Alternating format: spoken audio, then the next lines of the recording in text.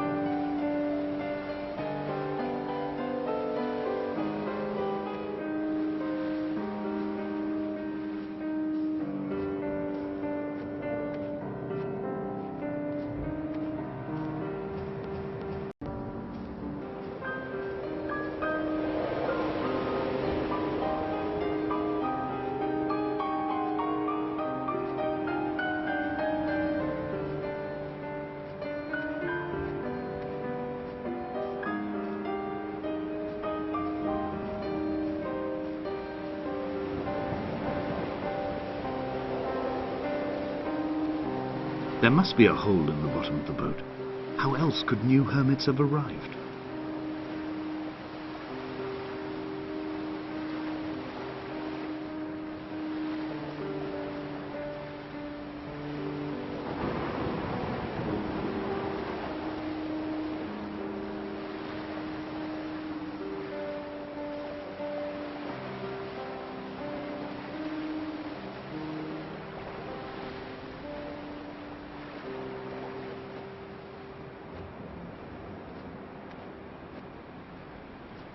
I had kidney stones, and you visited me in the hospital. After the operation, when I was still half submerged in anesthetic, your outline and your speech both blurred. Now my stones have grown into an island and made their escape, and you have been rendered opaque by the car of a drunk.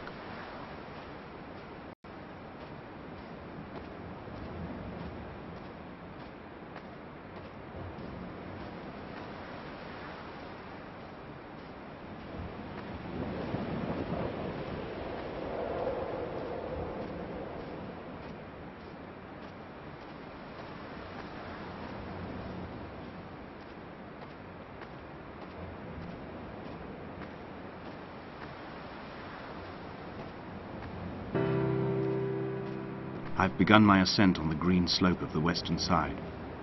I've looked deep into the mountain from the shaft and understood that I must go up and then find the way under. I will stash the last vestiges of my civilization in the stone walls and work deeper from there.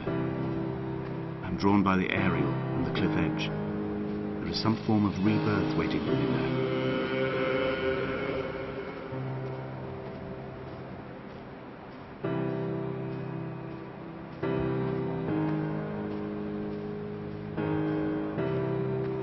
The bothy was constructed originally in the early 1700s. By then, shepherding had formalized into a career. The first habitual shepherd was a man called Jakobsen, from a lineage of migratory Scandinavians. He was not considered a man of breeding by the mainlanders. He came here every summer whilst building the bothy, hoping eventually that becoming a man of property would secure him a wife and a lineage. Donnelly records that it did not work. He caught some disease from his malcontented goats and died 2 years after completing it. There was no one to carve white lines into the cliff for him, either. 3 cormorants seen at dusk. They did not land. This house built of stone, built by a long-dead shepherd. Contents: my camp bed, a stove, a table, chairs, my clothes, my books. The caves that score out the belly of this island, leaving it famished. My limbs and belly famished. This skin, these organs, this failing eyesight. When the battery runs out in my torch, I will descend into the caves and follow only the phosphorescence home.